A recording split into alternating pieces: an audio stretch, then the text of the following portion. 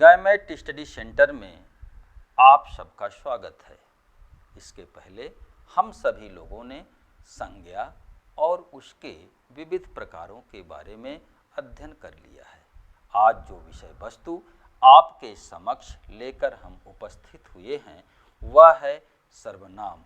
आइए हम सब देखते हैं कि सर्वनाम क्या होता है।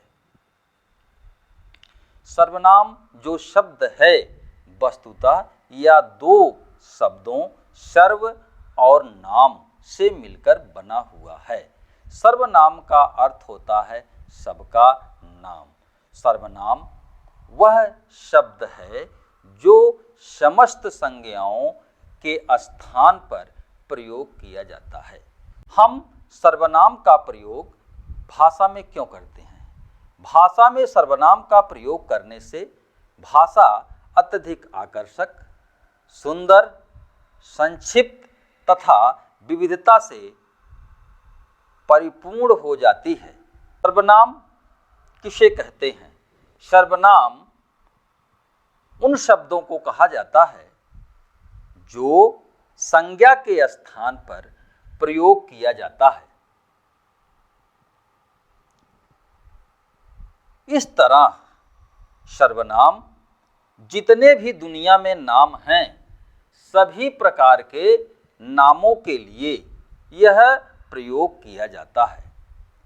हिंदी में जो मूल सर्वनाम हैं वे कुल 11 हैं। आप देख लीजिए, मैं सर्वनाम यह मूल सर्वनाम है। तुम, आप, यह, वह, जो, सो, कौन, क्या, कोई, कुछ, ये जो सर्वनाम हैं ये हिंदी के मूल सर्वनाम है। आप गिन करके भी देख सकते हैं, इनकी कुल संख्या 11 है। 1 2 3 4 5 6 7 8 9 10 11। इसमें सर्वनामों की कुल संख्या 11 होती है। इन 11 सर्वनामों का प्रयोग करके हम कुछ उदाहरणों के माध्यम से समझने का प्रयास करते हैं। मैं का प्रयोग हम देखते हैं। मैं जा रहा हूं।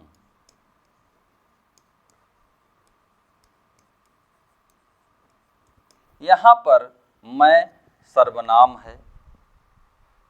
तुम जा रहे हो।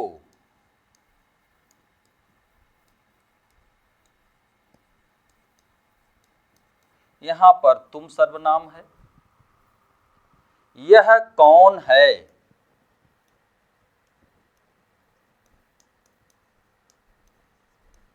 इस वाक्य में यह भी क्या है? सर्वनाम है।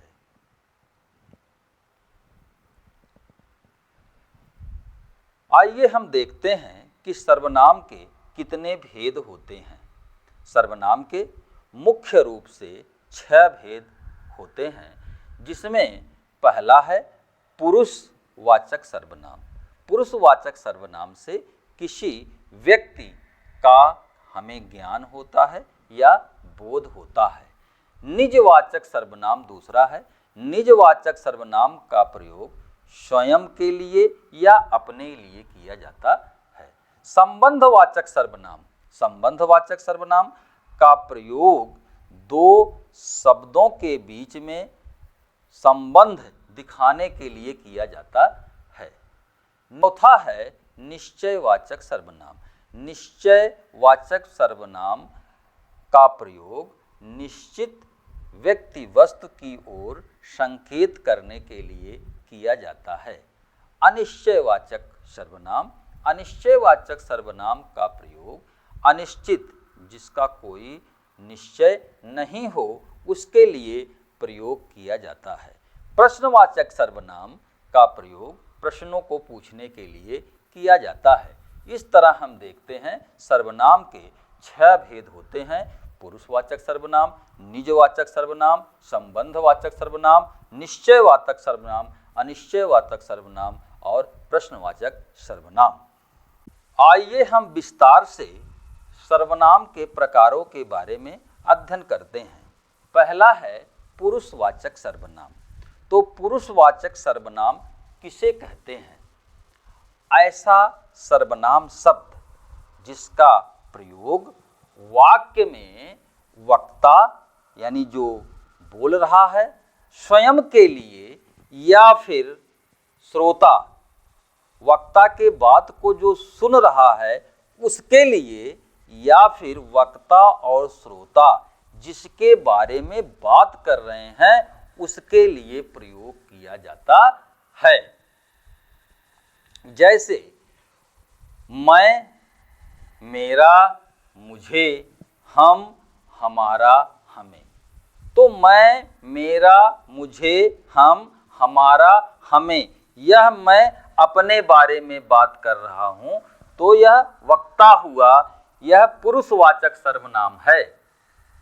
जिससे बात कर रहा है उसके लिए तुम, तुझे, तुम्हारा, तुम्हें। तो तुम, तुझे, तुम्हारा, तुम्हें सामने वाले से, श्रोता से जो बात की जा रही है, श्रोता के स्थान पर जो प्रयुक्त सर्वनाम है वह पुरुषवाचक सर्वनाम के में आएगा। और जिनके बारे में वक्ता और श्रोता दोनों बातें कर रहे हैं वह भी पुरुषवाचक सर्वनाम के अंदर आएगा। वे, उन्हें, इन्हें, ये जो है पुरुषवाचक सर्वनाम हैं। तो इस तरह से हमने देखा कि पुरुषवाचक सर्वनाम में एक वक्ता होगा, एक श्रोता होगा।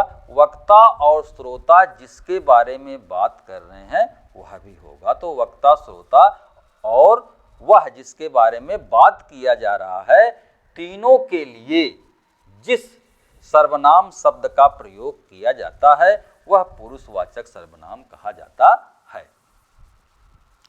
जो पुरुषवाचक सर्वनाम होते हैं यह या तो स्त्री के लिए प्रयोग किए जाएंगे या फिर पुरुष के लिए प्रयोग किए जाएंगे। पुरुषवाचक जो सर्वनाम होता है उसके 3 प्रकार होते हैं: उत्तम पुरुष, मध्यम पुरुष और अन्य पुरुष। तो पुरुषवाचक सर्वनाम के मुख्यतया 3 भेद होते हैं: उत्तम पुरुष, मध्यम पुरुष और अन्य पुरुष। तो उत्तम पुरुष क्या है? उत्तम पुरुष सर्वनाम वह सर्वनाम शब्द है जिसका प्रयोग वक्ता स्वयं के लिए यानी अपने लिए करता है। उत्तम पुरुष सर्वनाम कहा जाता है।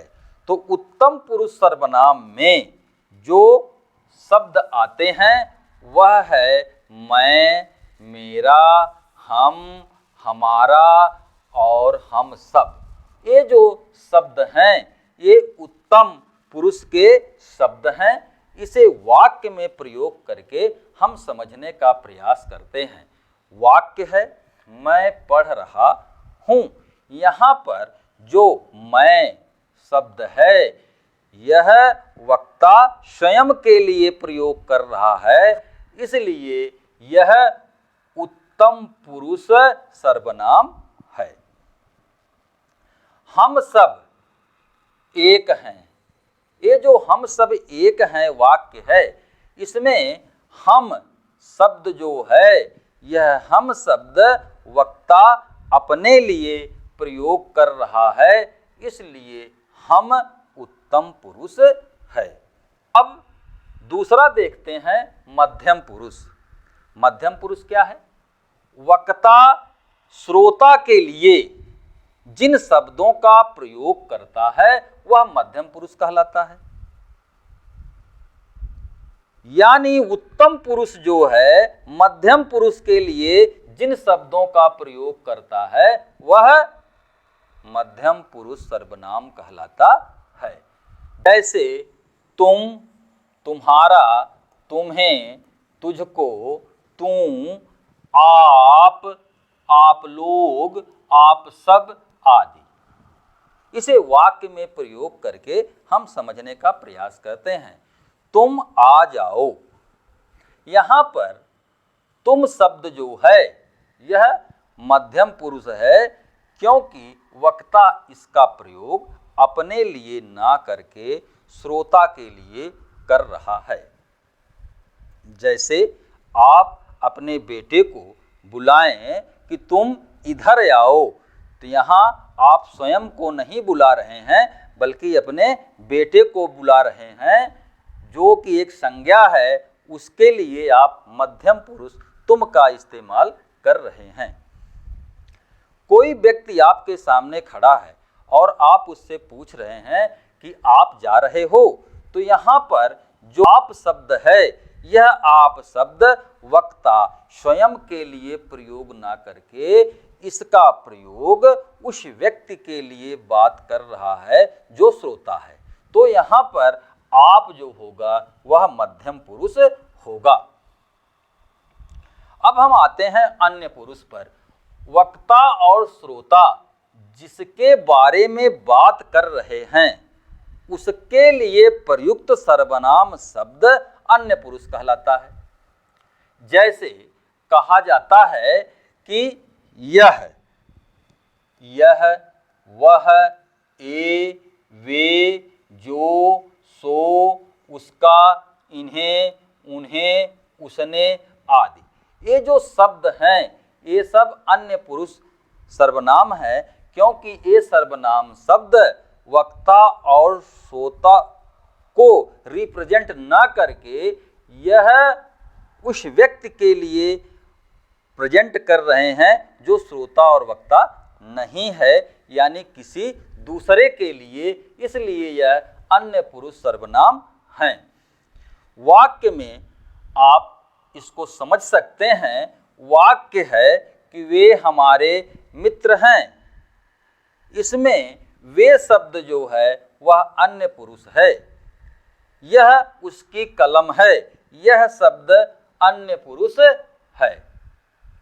तो इस तरह से हमने देखा कि पुरुषवाचक सर्वनाम के तीन भेद होते हैं: उत्तम पुरुष, मध्यम पुरुष और अन्य पुरुष।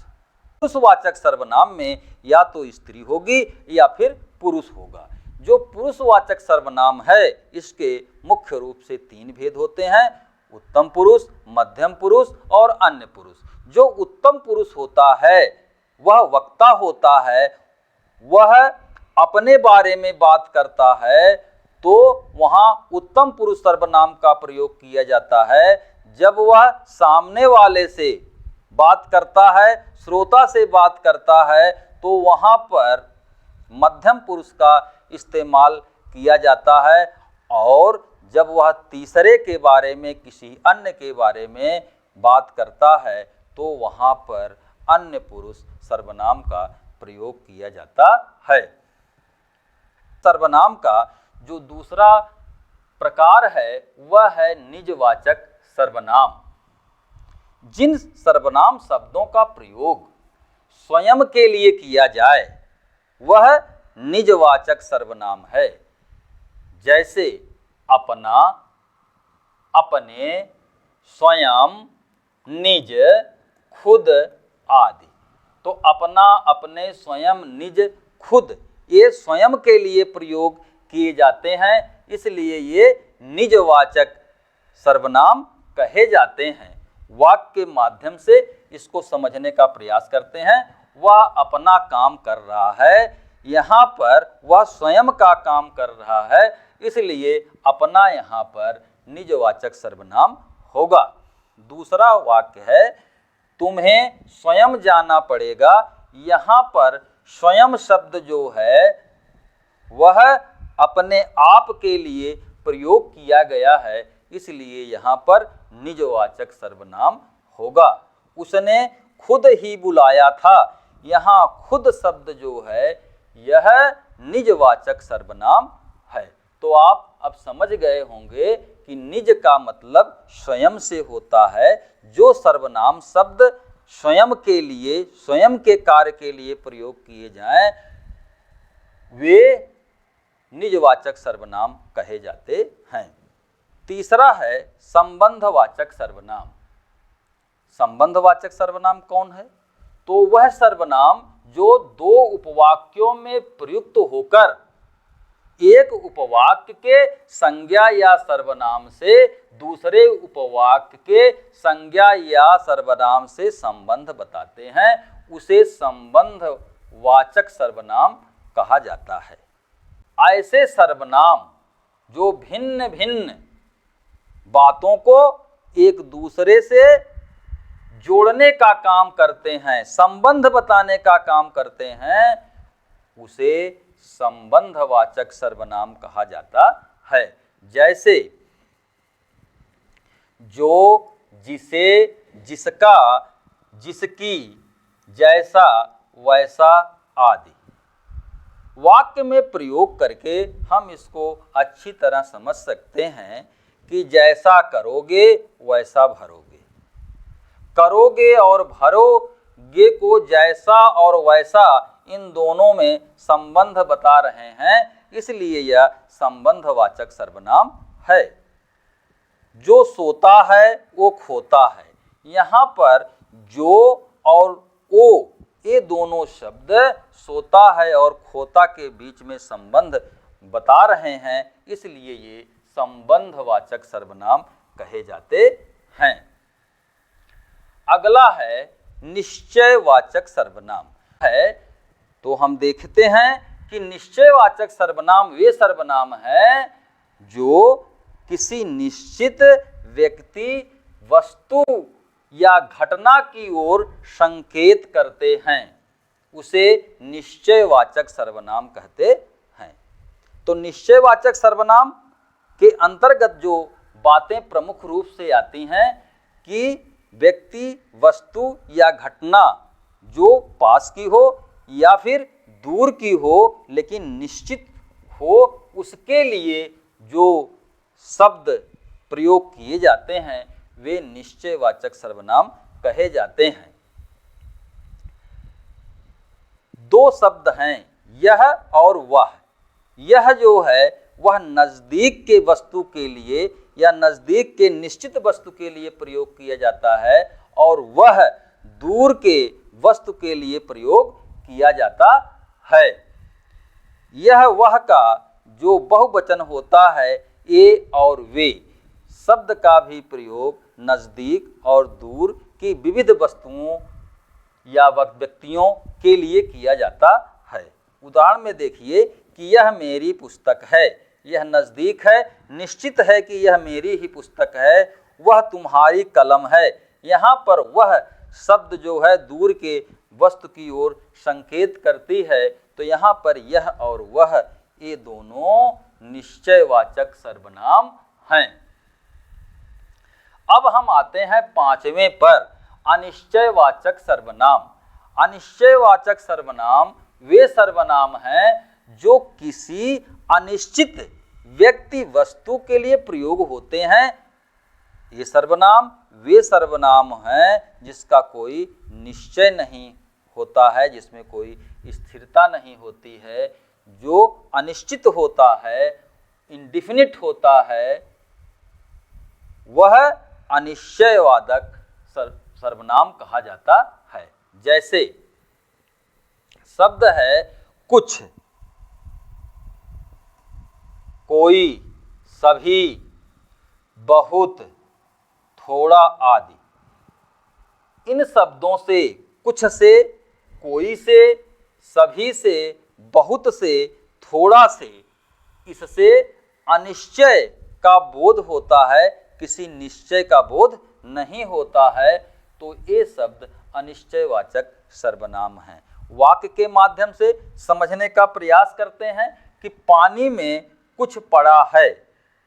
यहाँ पर कुछ पड़ा है, यह निश्चित नहीं है कि क्या पड़ा है, तो यहाँ पर कुछ यह अनिश्चयवाचक सर्वनाम है। कोई बाहर खड़ा है, बाहर कौन खड़ा है यह निश्चित नहीं है, इसलिए कोई अनिश्चयवाचक सर्वनाम है। सभी बच्चे स्कूल में हैं, यहाँ सभी निश्चित नहीं हैं, इसलिए यह अनिश्चयवाचक सर्वनाम है। यहाँ बहुत लोग आए, तो यहाँ प्रयुक्त बहुत शब्द जो है वह अनिश्चयवाचक सर्वनाम है। अब हम आते हैं प्रश्नवाचक सर्वनाम के बारे में। प्रश्नवाचक सर्वनाम शब्द वे सर्वनाम शब्द हैं जो किसी व्यक्ति, वस्तु, प्राणी, क्रिया, व्यापार के बारे में प्रश्न का ज्ञान कराएं, प्रश्न का बोध कराएं, उसे प्रश्नवाचक सर्वनाम कहते हैं। कौन, किसे और क्या, ये जो शब्द हैं ये प्रश्नवाचक सर्वनाम में प्रयोग किए जाते हैं। हमें पता है कि सर्वनाम वे शब्द हैं जो संज्ञा के स्थान पर प्रयोग किए जाते हैं। यहाँ एक वाक्य है, बाहर कौन खड़ा है। कौन जो खड़ा होगा वो कोई व्यक्ति ही होगा जिसके स्थान पर प्रश्न कौन आया है, इसलिए यहाँ पर कौन प्रश्नवाचक सर्वनाम है। आप किसे बुला रहे हैं, इस वाक्य में किसे जो शब्द है किसी व्यक्ति के लिए ही इस्तेमाल किया गया है। यह प्रश्नवाचक शब्द किसी व्यक्ति के लिए इस्तेमाल हुआ है, इसलिए यह प्रश्नवाचक सर्वनाम है। अब आप लोग समझ ही गए होंगे कि प्रश्नवाचक सर्वनाम क्या होता है।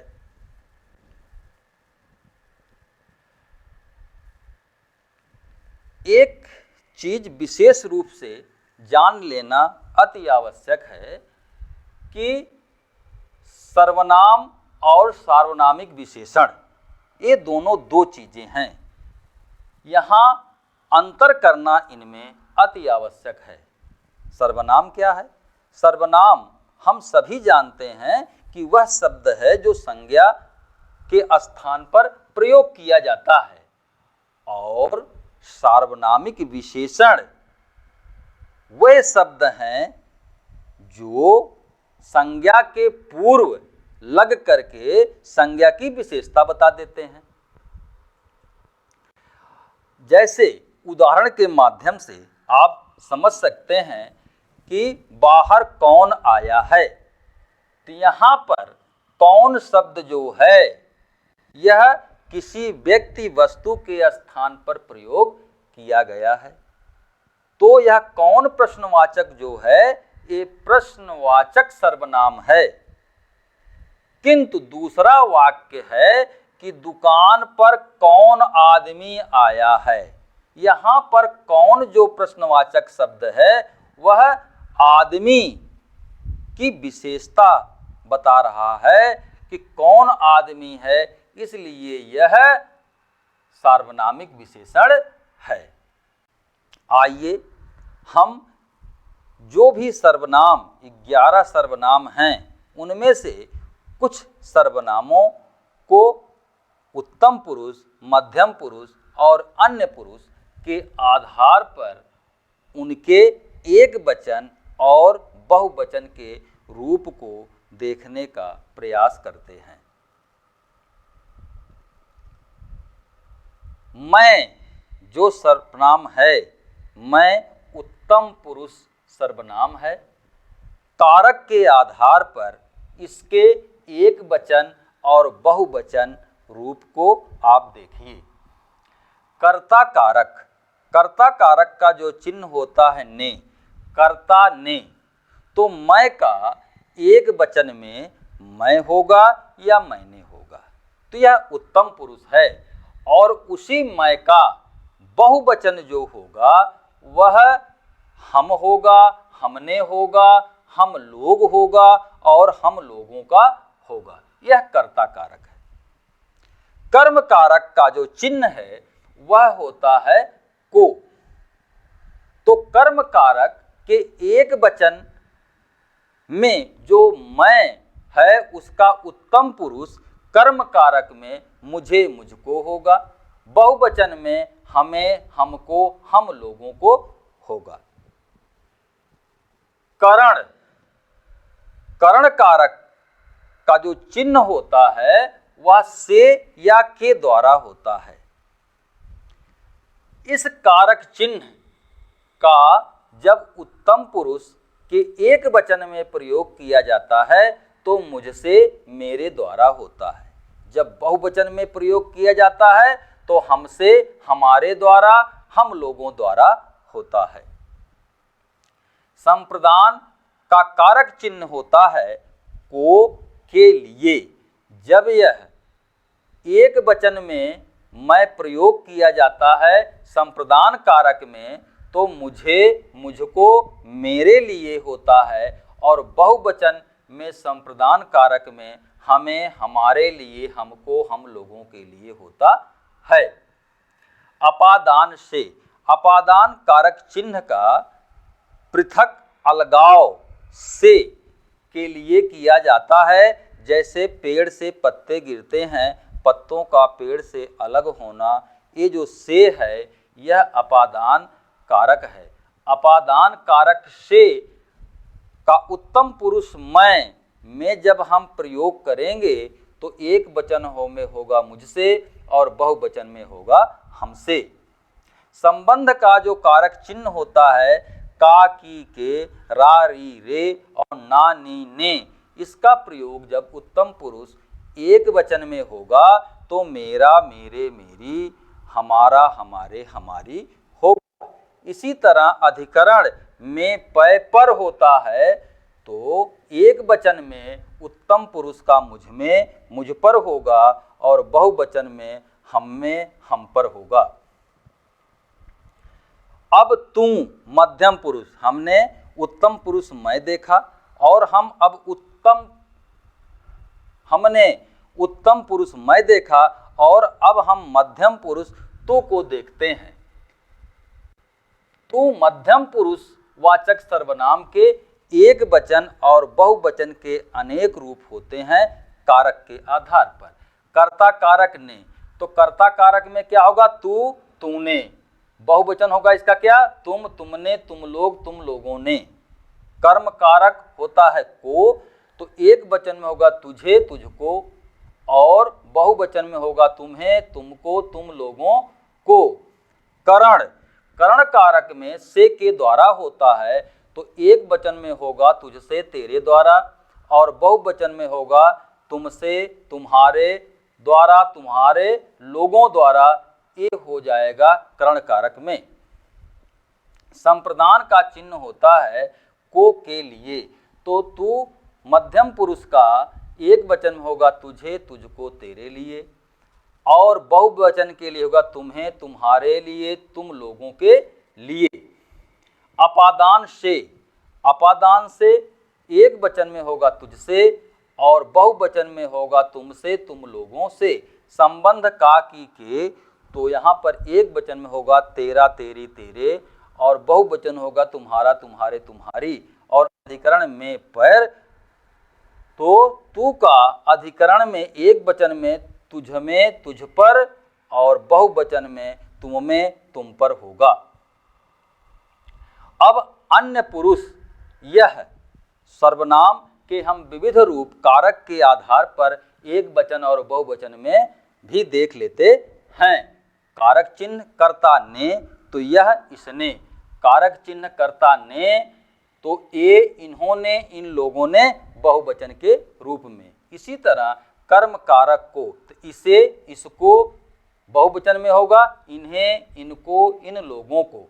करण कारक में इससे, इसके द्वारा, बहुवचन में इनसे, इन लोगों से, इन लोगों द्वारा। संप्रदान को के लिए, तो संप्रदान कारक में यह का एक वचन होगा इसको, इसके लिए, बहुवचन में होगा इन्हें, इनके लिए, इन लोगों के लिए। अपादान का चिन्ह से होता है तो यहाँ पर एक वचन में इससे होगा और बहुवचन में इनसे, इन लोगों से होगा। संबंध का, की, के होता है तो इसलिए एक वचन में इसका, इसके, इसकी होगा और बहुवचन में इनका, इनकी, इनके होगा। अधिकरण में और पर होता है इसलिए एक वचन में इसमें, इस पर होगा और बहुवचन में इनमें, इन पर होगा। धन्यवाद।